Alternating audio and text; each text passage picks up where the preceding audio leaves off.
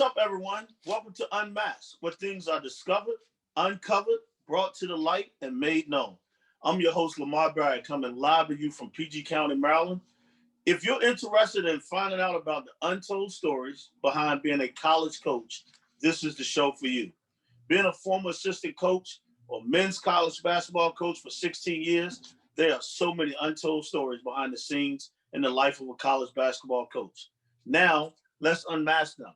Today's guest is a former head coach, a longtime assistant coach, a bright basketball mind, an excellent talent evaluator, a tremendous teacher, a professional. And when I say professional, that describes him to the T. He's an outstanding mentor for young coaches in his business. I know he was a little bit older than me, but that's something that I got from him when I was younger in the business. And he's a Silver Spring native, Cliff Warren. Now, talk about Cliff a little bit before we bring him on. Cliff, graduated from Mount St. Mary's in 1990. He'll always talk about he didn't have a great career, but he actually had a good career. He left there as top 5 in assists and top 50 in scoring during his career. I would say that's a pretty good career. And then he graduated and decided to go into the real world and go in the profession, and decided he wanted to not be in that side of the business and started coaching. Where he actually took a grad assistant spot at his alma mater back at Mount St. Mary's for a couple of years, finished up there as a grad assistant. He was out for a little bit, went back into the real world, and then a few months later, he was at University of Maryland Eastern Shore, and he spent 4 or 5 months there, and then he went back to his alma mater as an assistant coach, where he spent 3 years with Coach Phelan from 1994 to 97. And then he moved up to Siena College with Paul Hewitt, where he had a chance to spend not only 3 years with him at Siena, but he spent another 5 years with him at Georgia Tech, where they actually got to the Final Four in 2004 and lost in the national championship game, and done a great job there at Georgia Tech. And from there, he gets a head job for 9 years at Jacksonville University, where he's still the all-time winningest coach there at Jacksonville University, where I thought he did an outstanding job for those 9 years. Anytime you can be the all-time winningest coach there, you did a great job, and his league record is even better. He did a great job in the league, won the league a couple of times, went to the NIT, spent postseason play there. So I thought he did a great job, outstanding job there. He gets they do not re-sign him after year 9, and he ends up coming back home. And he's at University of Maryland working for Turgeon, Coach Turgeon, where he spent in 3 different roles there. He was director of ops, he was an assistant coach, he was back on the administrative side, where he was in personnel. So, being at home, alma mater, having a chance to be close to family, I'm sure that was great. And then from there, he goes on to UMass, and he's the associate head coach at UMass for 2 years. And then now, presently, he spent, since 2019, he's the assistant coach at Georgia State with a good friend of his, Rob Lanier. And I'm sure he's back in the Atlanta area, and a lot of people like that. I want to say welcome to the show to a good friend I've known, 20 plus years now. And we kind of bring it up a little bit. I always talk about it. We were actually roommates at Georgetown basketball camp back over 20 some years ago. Welcome to the show, Cliff. Lamar, thank you so much for having me on. I appreciate all those kind words and all those accolades. I do appreciate it. And I know many people have watched your show before. I'll just say this, you do a dynamite job, and you've done your homework, that's for sure. Well, thanks, Cliff, man. I appreciate that, man. And you know what? Let's go ahead and get unmasked, man. And one of the first questions I love to ask guests, because I don't think a lot of people, I always talk about, they ask why is unmasked, and I was like, it's always, educational. People don't realize that it's therapeutic, and it's entertainment. But I don't think a lot of people understand what college coaching is. So, there's no handbook to being a college coach. You was a player. It's a different side when you go into the coaching side. Tell me about your first day, first week, first month after things are done with human resources, especially when no one gives you direction. Tell me what's that like, whether you were at Mount St. Mary's for the first time, whether you went to Siena, at Georgia Tech. Tell me what that was like when you first, you get a job. Yeah. So as you mentioned earlier, I would say first full-time coaching job was at Maryland Eastern Shore. I was working for Jeff Mende. I got the job, I think, end of May, beginning of June. And like you said, the first thing that you really do is you're just kind of scrambling around trying to figure out the campus. You're trying to figure out what building you work in. And Lamar, you get a big packet of information from human resources, and you have to fill out all that information. At the time, I'm 20, couple years old. I don't know what kind of benefits I want. I don't know what kind of dental package I want. I don't know what doctors I want to see. So it is very confusing. You don't have people to explain that to you. Like I said, I was single at the time, so I couldn't say to my wife, hey, can you fill this out? That's one of the things that you struggle to get through. And I remember working at Eastern Shore, again, not having a whole lot of quote unquote things to bring with me from Silver Spring. I just packed up my car. I didn't have a bed. I didn't have a dresser. I think I had a small television, but I didn't have a lot of things. So I remember getting there, and you think you want to make a good impression. You just want to get there as soon as you can.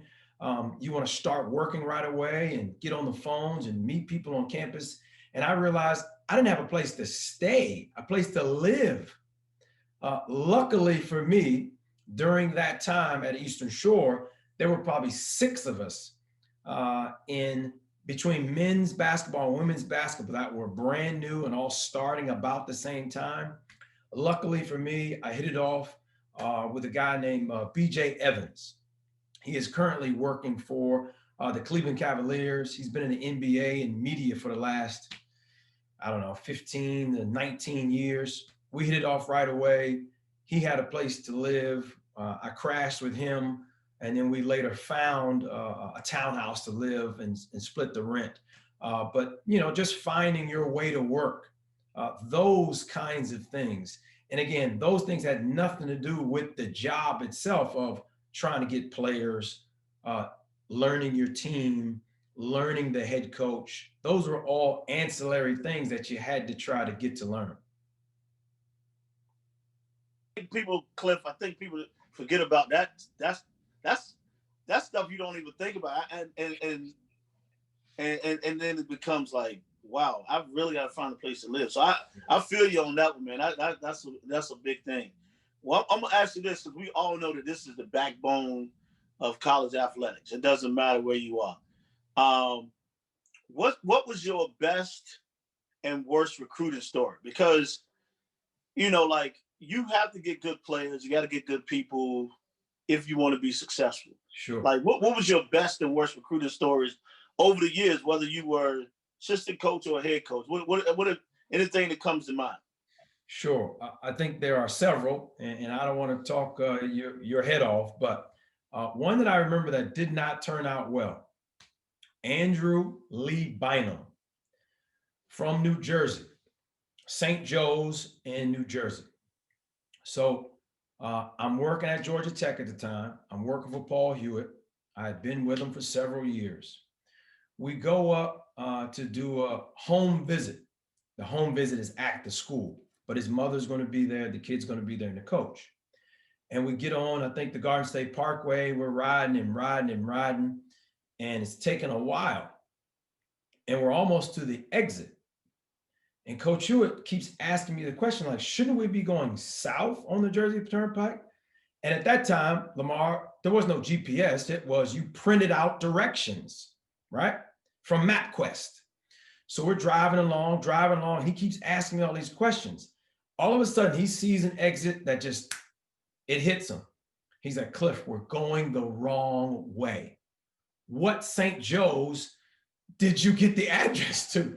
And I was like, the St. Joe's where he's in school. He says, no, it's not. That's the wrong address. It's a different St. Joe's.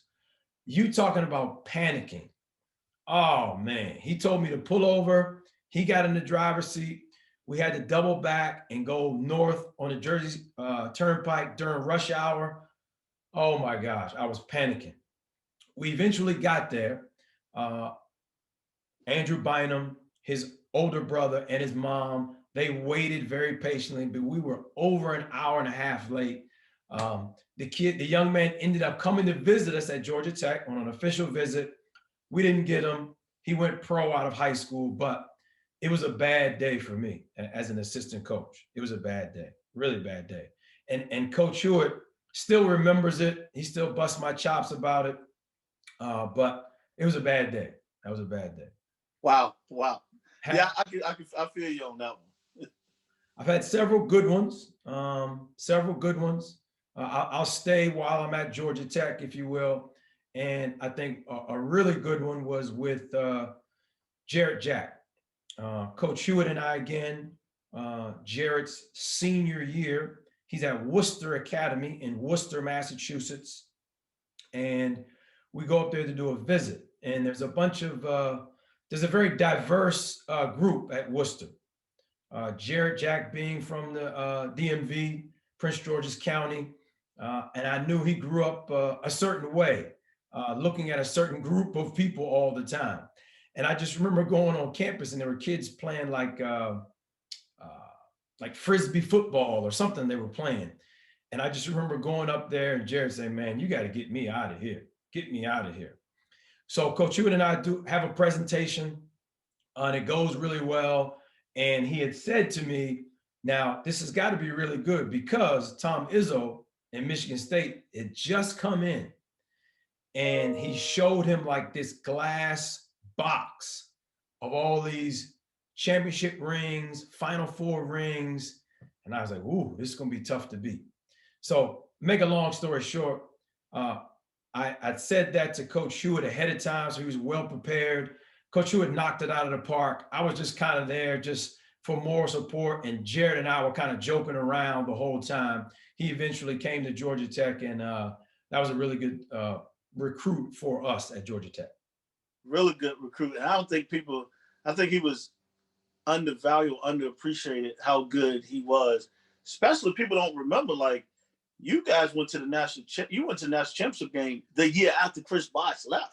So like that's what people don't even realize. You know what I'm saying? So everyone assumes that Chris Bosh was there, but no, he was gone. And I went back and looked at some of his numbers during the tournament run. He was unbelievable. Like he was unbelievable.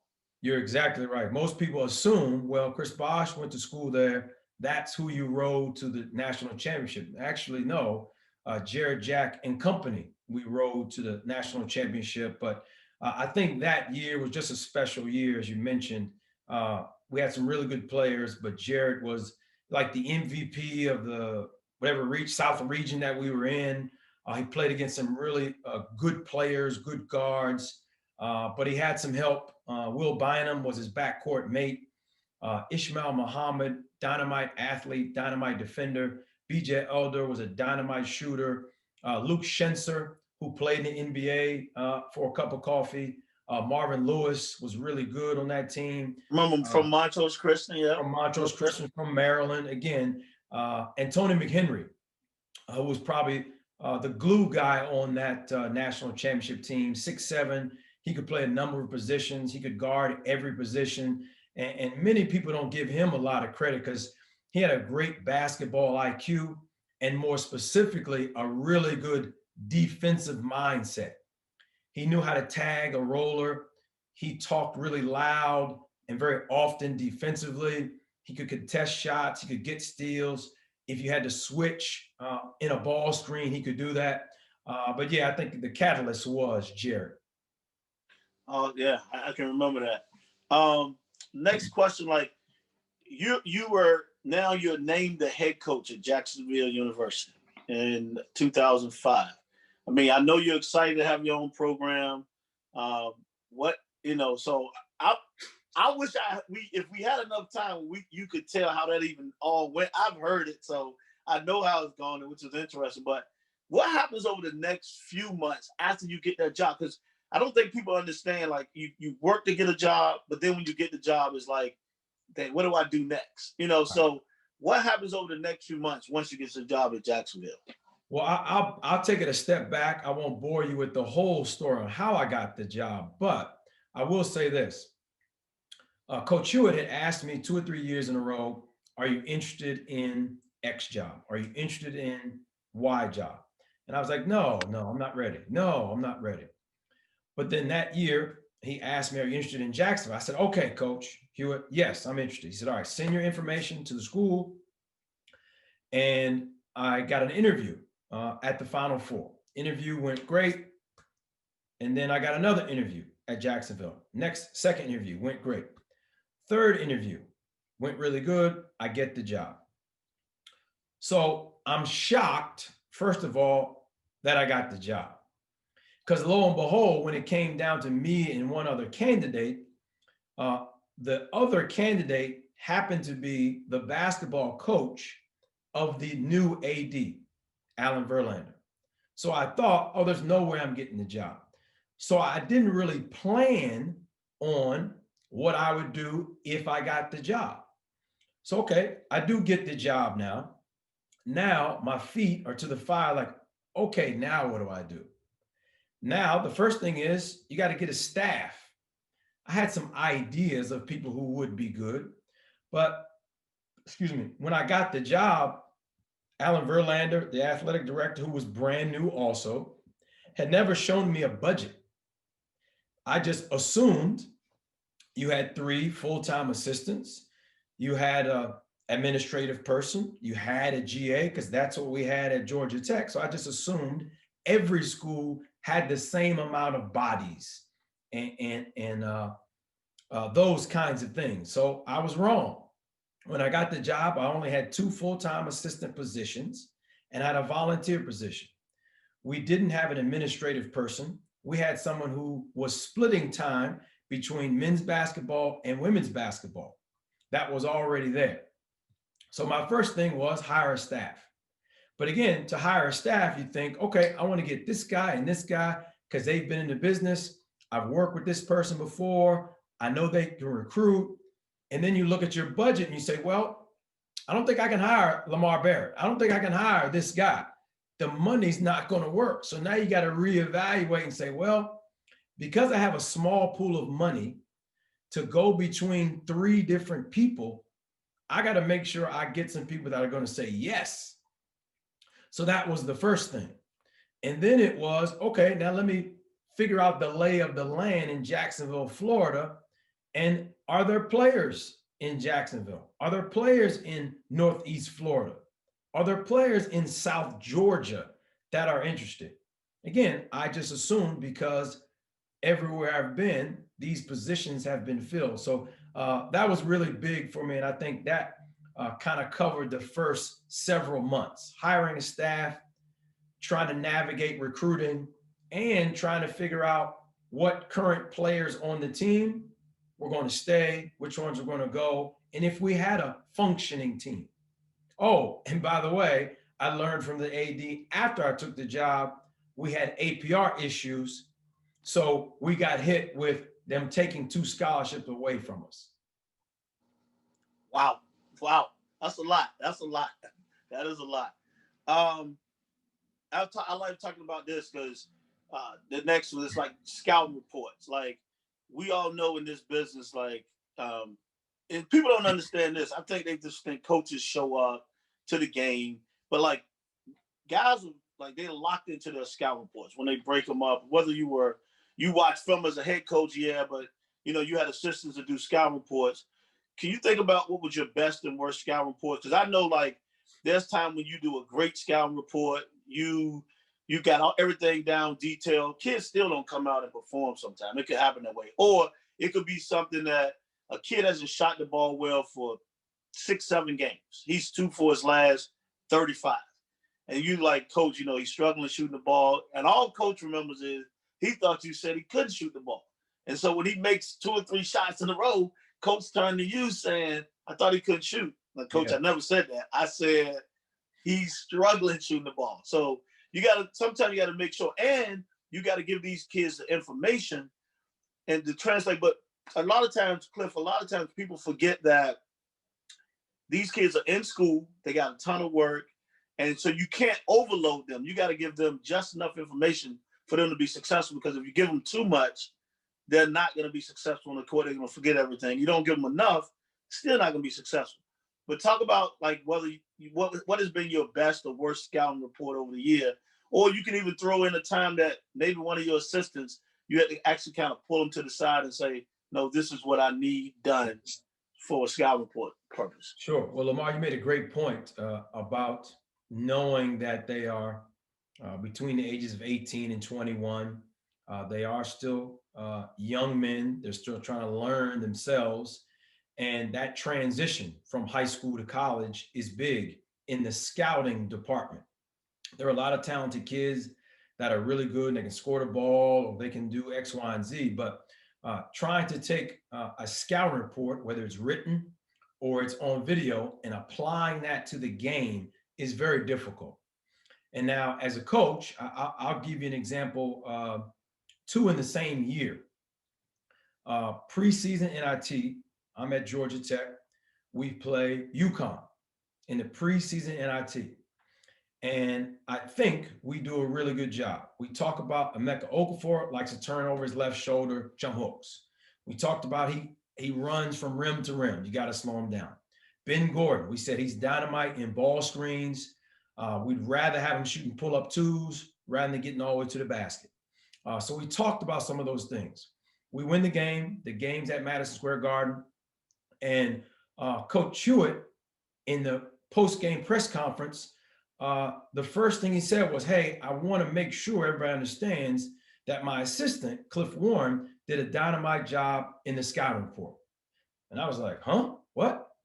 He talked about who the shooters were. He talked about who the scorers were. He talked about their offense. He talked about their defense. He went line by line. I was like, wow, I must have done a pretty good job. Fast forward, national championship, same year, 2003, 2004. Who do we face in the national championship? UConn, exact same team. And I thought I was doing a good job by talking about what Emeka Okafor did and what Ben Gordon did and their offense and their defense and their man-to-man. Lamar, it didn't work out that way. We ended up losing the game. Emeka Okafor, Ben Gordon went off on us and killed us. Rashad Wright killed us. Those guys were really, really good. So I think in the same year, trying to give a similar scouting report probably wasn't the best. Talking to our team about, hey, we've beaten them before, we can do it again, probably wasn't the right motivation.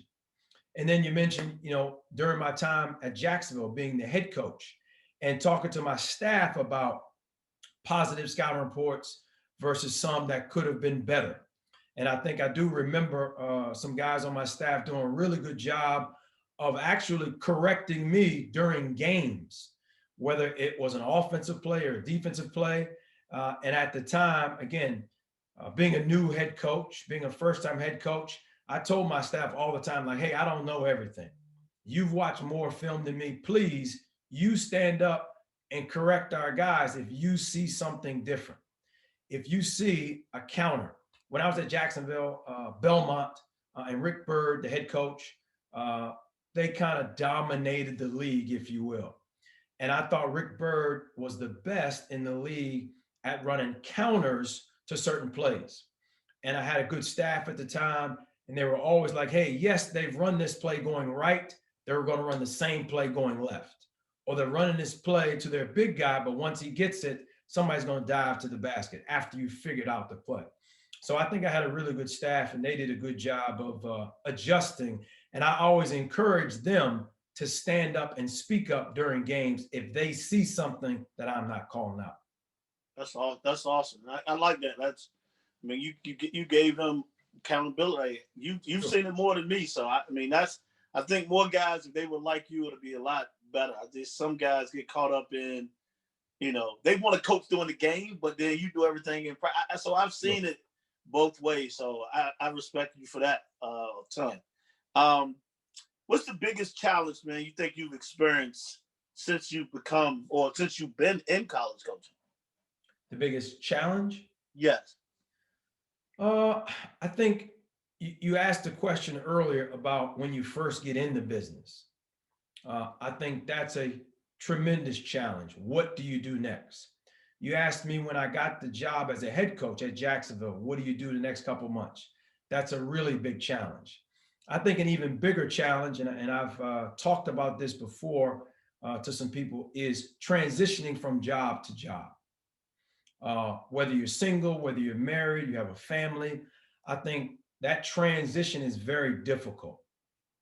If you do have a family, you got to uproot your family, tell your kids you're changing schools, tell your children they got to get new friends, tell your spouse they've got to up and leave their job and follow you. You're going to a different geographical location. Are you going from a warm climate to a cold climate? Now your wardrobe changes. Maybe your vehicle has to change. A lot of schools, not so much anymore, but when I got into business, there were a lot of schools that allotted you a company car. So if you have to turn that car in, does that mean you have to purchase a car on your own? So that transition. If you are around family, if you're around friends, you have to tell those family and friends, I won't be 5 minutes away from you. I won't be 20 minutes away. Mom, Dad, I can't check on you anymore. I've just taken a job that might be 6 hours away, that might be 10 hours away. So that transition is very, very difficult. And you know this, Lamar. You're at a certain school for a long enough time, you're around certain kids, you're around administration, you grow to love those people, and those people grow to love you. So saying goodbye is very difficult. You're 100% correct. I totally agree with you on that. That is the toughest thing. Saying goodbye. That transition piece is huge. You just touched on it. Trust me, my wife. Like you move 5 or 6 times in your career, and it's not just you. A lot of times, it's you got to think about the others as well. So I feel you. Um, do you ever? Some people don't get caught up in it, but do you ever find that there are things about you that people misunderstand? Like what are Uh, I'm not sure. I don't think so. I don't think so. I think maybe staying in the business as long as I have, I think people who are not in coaching, friends of mine, I got friends I went to school with, high school, college, who are doctors, who are lawyers, who are teachers, um, all walks of life. And I think they ask the question sometimes like, man, why did you take that job? Or why are you going there? Why did you do that? Like, I think those kinds of things may get misconstrued by people who are not in the business, friends and family who are not in business. And I'll say this, I'll back up a little bit. Uh, my father, when I got in the business many moons ago, when I was a GA at Mount St. Mary's, he kept saying, well, you have a master's degree. Why do you want to keep chasing these 18-year-olds around? I became a full-time assistant, as I mentioned, and I went to Maryland Eastern Shore. I didn't have a place to live. And it was just kind of going fly by night, if you will. And he asked me for like at least a year straight. You've got 2 degrees, Cliff. You have a degree in business and finance. You have a master's degree in marketing. Why are you chasing these kids around? Don't you just want a stable job, a 9 to 5 job? And he couldn't understand what I was going for. And Lamar, at the time, I didn't get into the business thinking what the end result was going to be. I just enjoyed being around basketball. I enjoyed being around young people. I thought I had something to give to them. And I just wanted to share my experiences with them. So I think from a personal standpoint, my dad and personal friends always questioned why you're in the business and why you stay in the business. I get that from time to time as well. And this is going to segue right into the next question. What would you try to teach your players or educate your players besides basketball? Because you talked about it, like, 18 to 22, 23 years old, those are their most formidable years. And yeah, their parents did a great job of rearing them from 1 to 18, but you're going to be huge in their life because this is the first time they're making huge decisions. They're going to face adversity alone. You're there you're not a crutch, but you have a safety net for them. You're going to teach them how to be young men. They go from young boy or young man to now being a man. what would you try to teach them besides basketball? One of the first things that we talk about, every school I've worked for, every coach I've worked for, and even being a head coach, one of the first things we tell our players is, you know, after these 4 years are up, you're no longer on scholarship. So that means you have to book your own hotels, book your own flights. You have to wake yourself up to go to your job. Nobody's going to pick you up anymore. Nobody's going to provide meals for you anymore. You have to be self-sufficient. So I think teaching life lessons like that is very big and very key. And I think as I've grown in the business, you start to teach guys different things. You teach guys how to manage a bank account. I think guys get to college. Some guys that I've coached are able to get a Pell Grant. Some guys are not. Some places where I've worked, guys have been able to work and find employment in the summertime, and trying to get guys to manage their money and not just go out and buy nice clothes or go get a tattoo or do something like that, to try to invest in themselves. You also talk to kids because a lot of times guys in college meet their future wife. So you talk about those things, how to treat women, how to treat their family members, also how to stay in touch with non-basketball players on their campus. Hey, you're in an economics class, a Spanish class, and you got 20 people in there. You're in a dormitory, you're in an apartment complex, and your dorm mate or your suite mate or the guy that lives across the hall, his family owns a family business. I'll give you a good example. When I was a student at Mount St. Mary's, a young man who was on the soccer team named Michael Kuhn, his family has their own mortuary business up in Reading, Pennsylvania. Extremely successful. And he was on the soccer team with one of my best friends, Dexter Nuttall. And I was always around them, and I never knew that his family owned this mortuary business. And again, not to say I was ever going to go into that business, but to know that his family was very successful in the business and he was being groomed by his family to learn the business. He was a business major, business and finance major like myself, but just to know those things, if I ever wanted to go that route, there's somebody I was in school with that I could have been learning from. So those are the kinds of lessons that I want to make sure that we're teaching our players. Those are great lessons right there. You were at Jacksonville. I talked about it for 9 years, and I'm sure as each year, like your staff changed as time went on. That happens. Everyone doesn't stay with you the full time. But like, what qualities did you look for in hiring assistant coaches? You definitely want guys. I think the first I mentioned before, when I got the job, I didn't know who I was going to hire. So my first thought was guys who I knew firsthand. And when I hired guys firsthand, it was people that I had coached, people who had known in the business for a long time, and fortunately, unfortunately, guys who I knew that were going to, say yes. And I think that helped out a lot. But moving forward, as we transitioned, I really wanted guys who were in it for the right reasons. And those reasons for me were in it for the student athletes. Who was going to help these young men become adults? Who was going to educate them about more than just basketball? You know, kind of referring back to your last question, what do you want to teach these guys? I wanted some guys who were like-minded and were going to teach young men to be adults. Yes, you wanted some other guys who are going to be good at recruiting, getting good players. Yes, I wanted some people on the staff who were good at teaching and developing players to become better players. And yes, I wanted guys who understood the bigger picture about how to get through to the young men. I didn't really think about certain geographical areas. Like I said, when I got the job as the head coach at Jacksonville, I didn't necessarily think I had to have a guy from Florida or I had to have a guy from Georgia.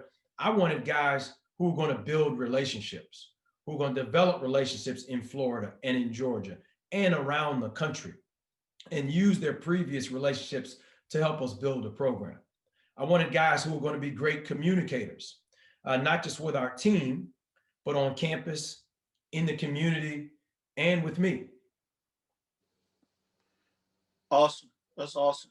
And a lot of people don't, I mean, obviously you had planning into it once you figured it out, and you did have some really good guys with you when you were at Jacksonville. So that was a plus. Now you kind of just mentioned something that I like asking this question. It's time you've gone through, you got the job, you've gone through the summer, you recruited. What was your first practice like? Now you have the whistle now. You're in control. Like, you're making the decisions. And then what was that first game, the first game when you finally in control of your program? That first practice, first game, what was that like? Wow. So first game at Jacksonville, we had a unique practice facility, very unique situation. We had men's basketball, women's basketball, and volleyball and intramurals all using the same gymnasium. So scheduling was everybody was allotted 2 hours and exactly 2 hours. So you didn't get 2 hours and 1 minute, you got exactly 2 hours. So my staff and I remember sitting down and talking about a practice plan. We talked a few days ahead and we tried to plan a couple days in advance. We tried to go minute by minute, line by line, drill by drill, how long it was going to take. And again, I was really fired up. I was really excited. And I basically looked at what we had done at Georgia Tech and what we had done at Siena. I had all those practice plans. I said, here's what we're going to do the first couple of days. It's going to be drills. It's going to be intense. I really just wanted guys to play with energy and effort. That's kind of a Paul Hewitt quote. He always used that term, and I took that with me to Jacksonville. I just want you playing with energy and effort. Whether you mess up the drill, understand a play, so be it. I just want you going a million miles an hour. And I want guys to be able to talk and communicate. First game, of course, you can just imagine the butterflies, the nerves, the things going through my head, really just saying to myself, wow, I'm really a head basketball coach. I'm really going to be able to call a timeout.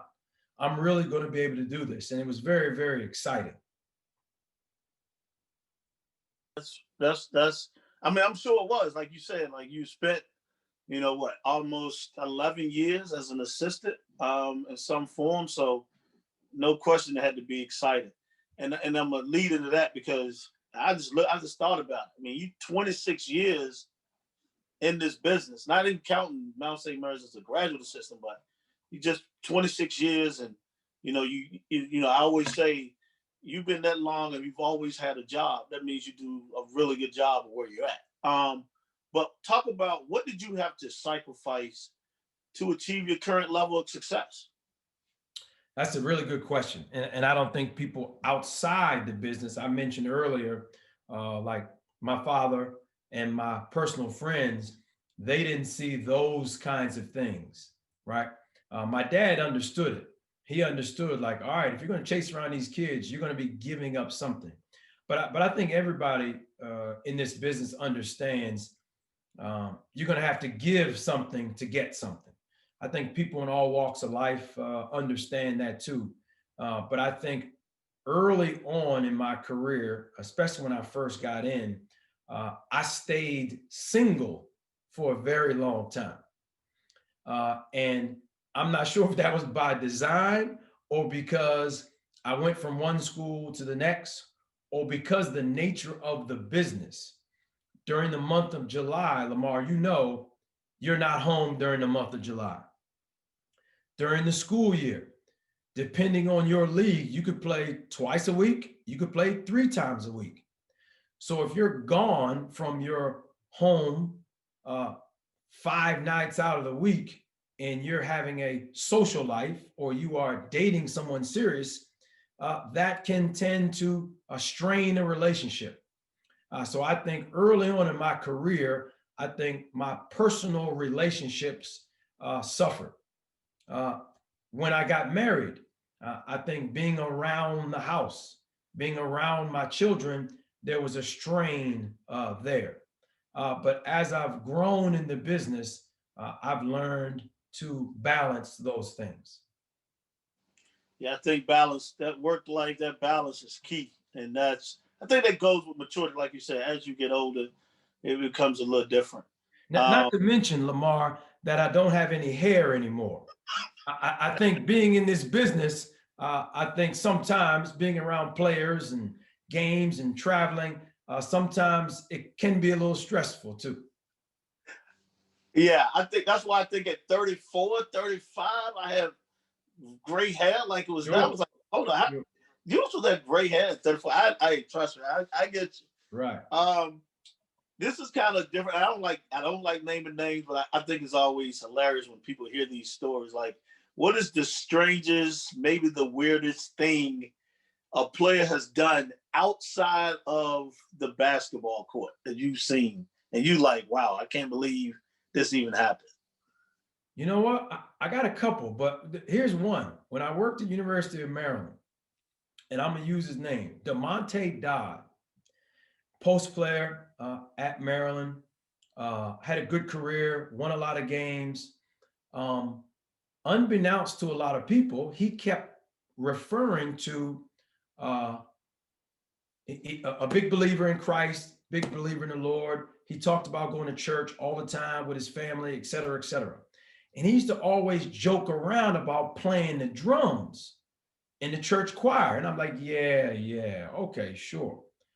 And just being a musician, of being able to play all kinds of instruments.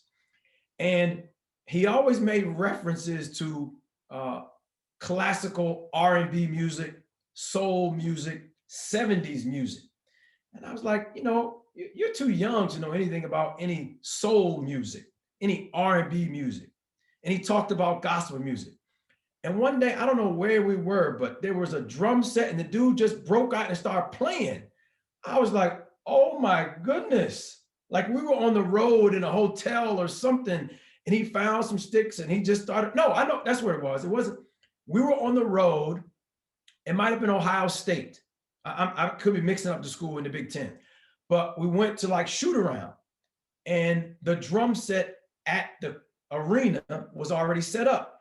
Demonte jumped on the drums and just started playing.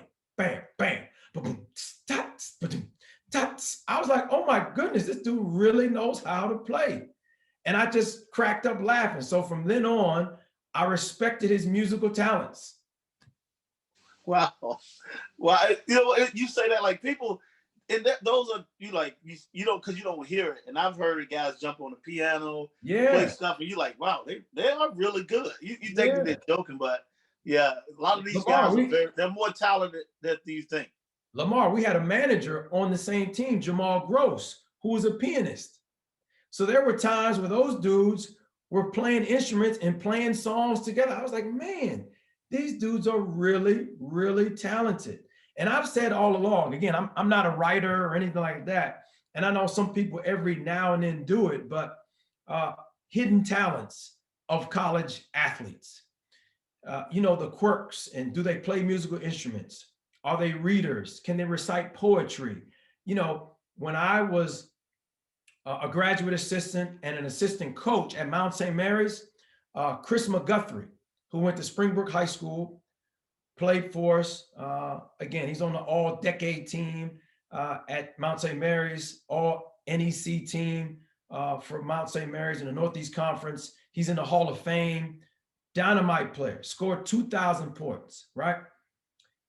Unbeknownst to anybody, the dude was like a professional barber. Wow. He cut guys' hair on the team.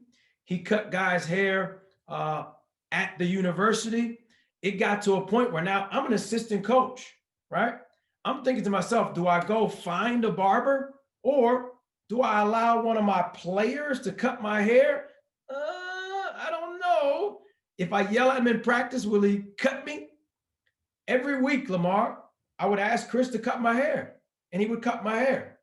And again, so it was a great benefit. But again, a hidden talent that people don't really know about. So I encourage whenever I hear those things, for guys to speak up and let it be known that you have a hidden talent and you're more than just a basketball player. You're more than a student. Yeah, that's true.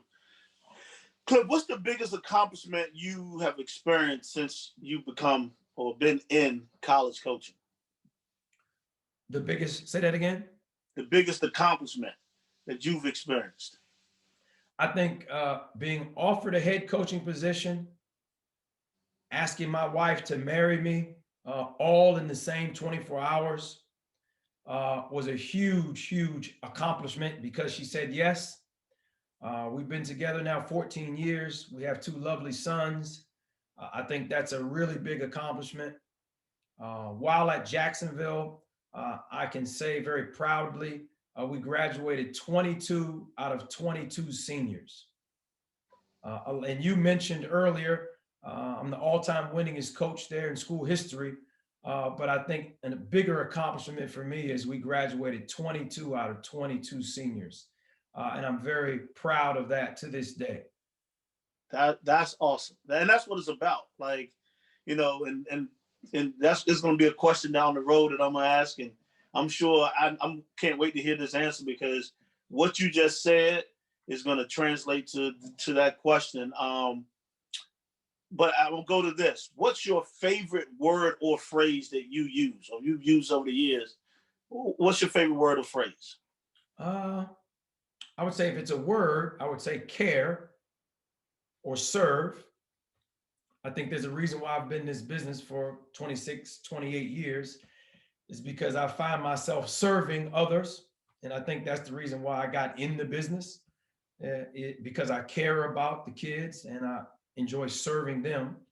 I think if you were to ask some of the players that I've coached, they'd give you some funny slogans and they may say, help me, help you. That's a classic line. And being a communicator, just saying, hey, you know what? I got to be a better communicator. It's my fault. I got to communicate my message better. It's my fault for not communicating this message better. 2 great things right there, care. And that's why, that's the one thing I love about this show is just the more and more I hear about.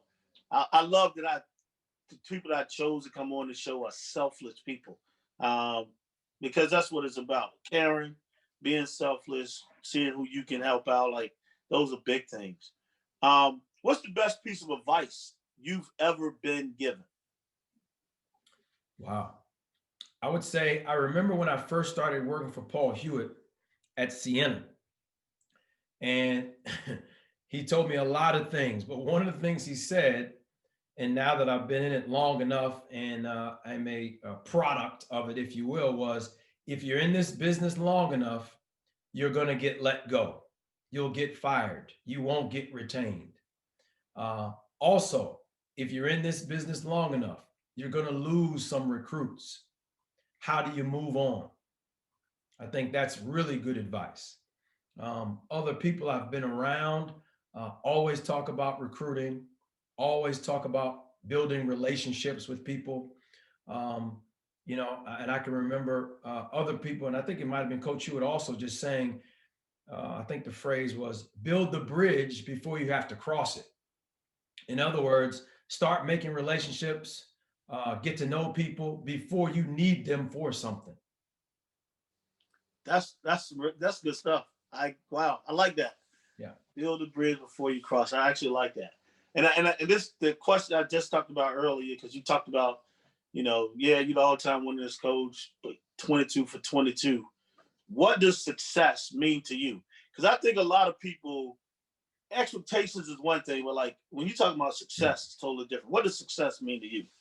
Yeah, I mean, I will say, I'm not going to say winning is not successful. I'm definitely going to say that. So winning is a part of success. I think for me, as I mentioned earlier, graduating 22 out of 22 guys when I was the head basketball coach, helping guys along the way when I've been an assistant coach at different schools, helping guys walk across the stage. And I think big success for me and the reward in all this, the pleasure in all this is after guys walk across the stage. After guys are finished playing, they initiate conversations. They initiate phone calls. They invite you to their weddings. They send you pictures of their newborn children. I remember like it was yesterday, Ben Smith, who I coached at Jacksonville University, just recently got named to the all-decade team in the ASUN.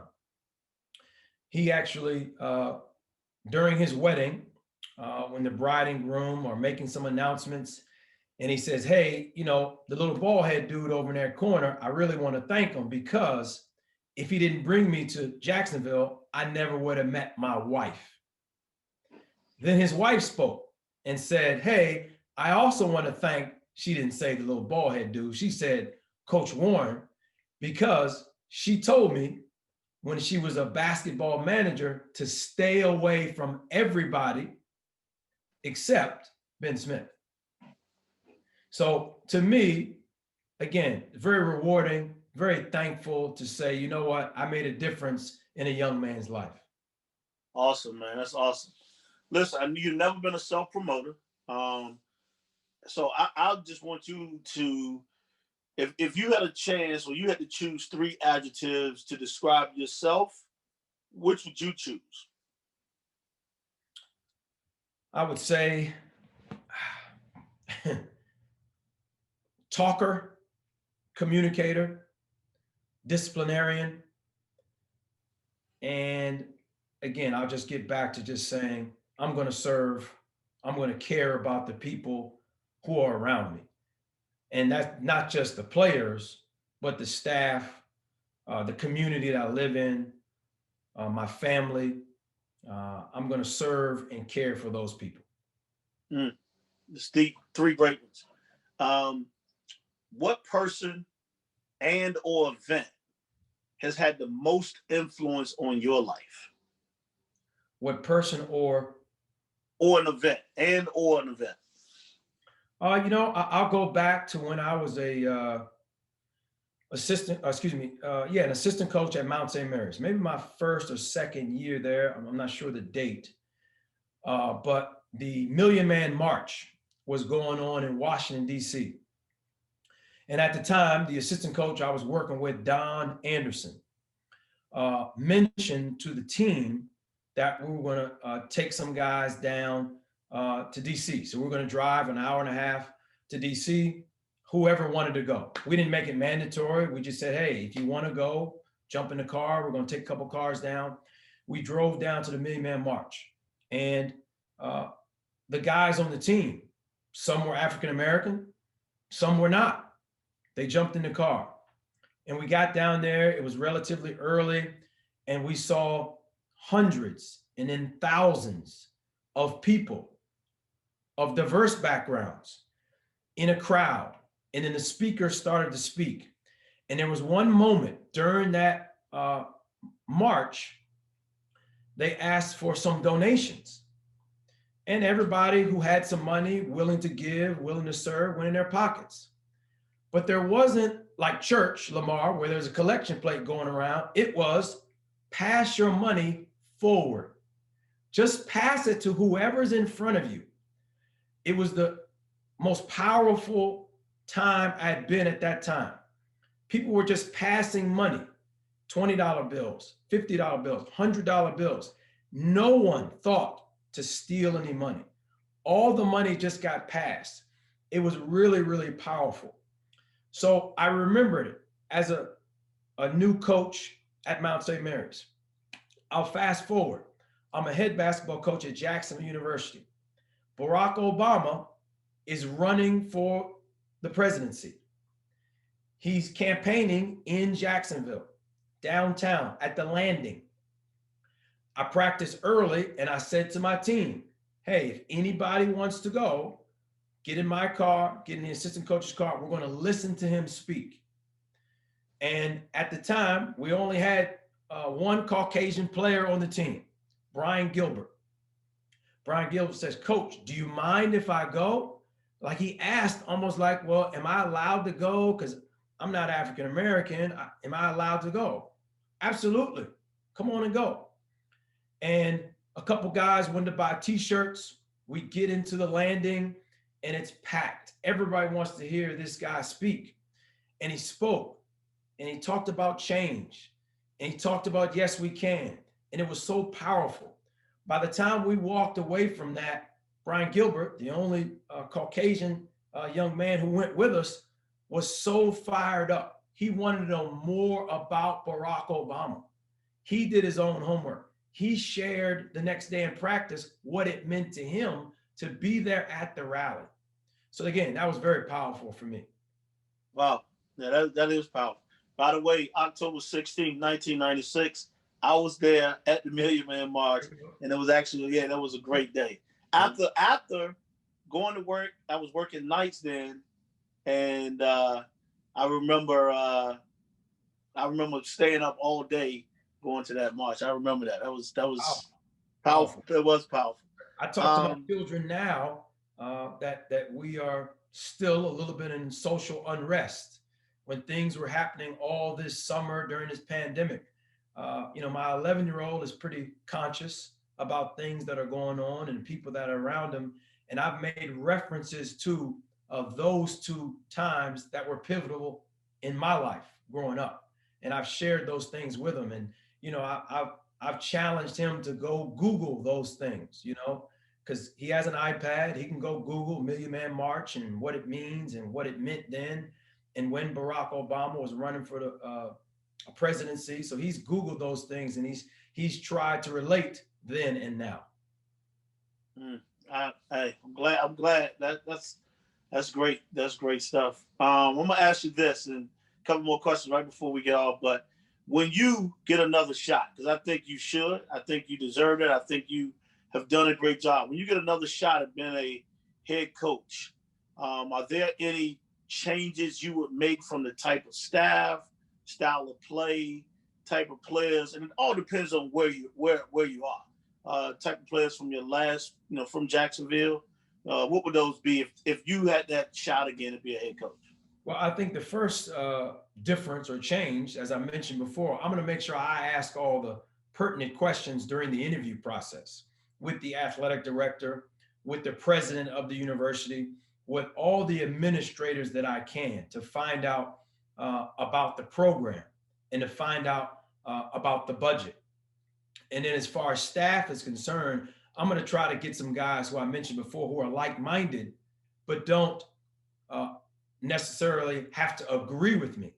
I want some guys who are going to challenge me, and I want some guys who bring something to the table that I do not. For example, I may say, hey, I'm a big on defense. I want to be the defensive communicator. I may try to get a guy who may be better at X's and O's. Depending on where the job is, as I mentioned, I may want somebody who's got feet down on the ground in that particular city or that particular state. I may try to find somebody who knows the university maybe better than I do. I think that would be very helpful. And that knows the league better than I do. I think those things going into the staff would help me be more successful at an earlier stage than what it was at Jacksonville. As you mentioned, it took us a little while to get it going at Jacksonville. Because as you mentioned, we were not successful at all my first year at Jacksonville. It took a while. And thankfully, we had good players. Thankfully, we had a very loyal staff that wanted to build it. And from an administrative standpoint, I can say without a shadow of a doubt, if it wasn't for Alan Verlander at Jacksonville University allowing me to stumble, allowing me to mess up, and allowing me to build the program from the ground up, if it wasn't for him, if it wasn't for our president, Kerry Romsberg, we would have never been successful. But those two people, the president and AD, they allowed me to stumble. They allowed me to find my way. And then we built the program up, as you mentioned. That's good stuff. So I'm going to say this, and I love ending with this question. Like, knowing what you know now, like, what would you tell your younger self to prepare for this business? Because I like, if you're not the best, and I can tell you, and I saw a lot of things you probably learned from Coach Hewitt. Because the one thing he still is to this day, when I'm seeing him on the road, when we're out scouting, he's still, you know, dressed in the slack. I mean, he's as professional as you can get. Sure. That was something I learned from you when you were like, hey, you go to the Final Four, you might want to take your wife or your significant other, because how people look at you in the light at the Final Four. So like all those things were professional. So what would you tell your younger self? And this is when you first got in the business, to prepare for this business. Like, what would you tell your younger self? Yeah, I would say be ready for change is first and foremost. And my younger self, as I mentioned earlier, I was single when I got into the business.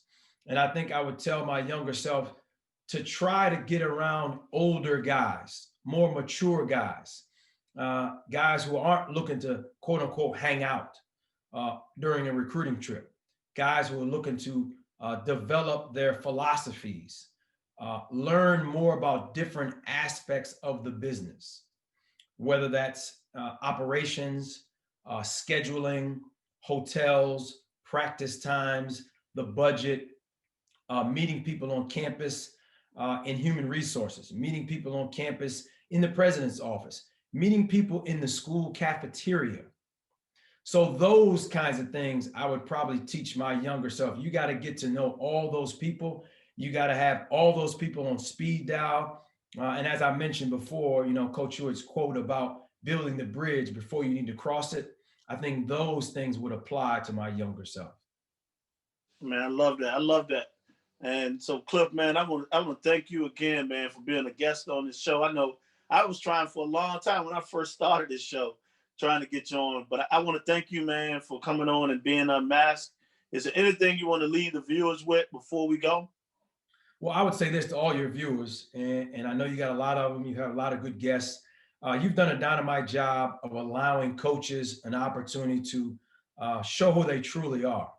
And I think that is remarkable. As I mentioned before, I'm not a writer, and I don't know if you are, but this is one way to get a message out to the masses about who people truly are. A lot of times you watch people on television, you see a very small snippet of what somebody is as a coach. If you go to their practice, you can see them on the sideline a little bit interacting, but you don't shadow those guys all day. Most people don't do that.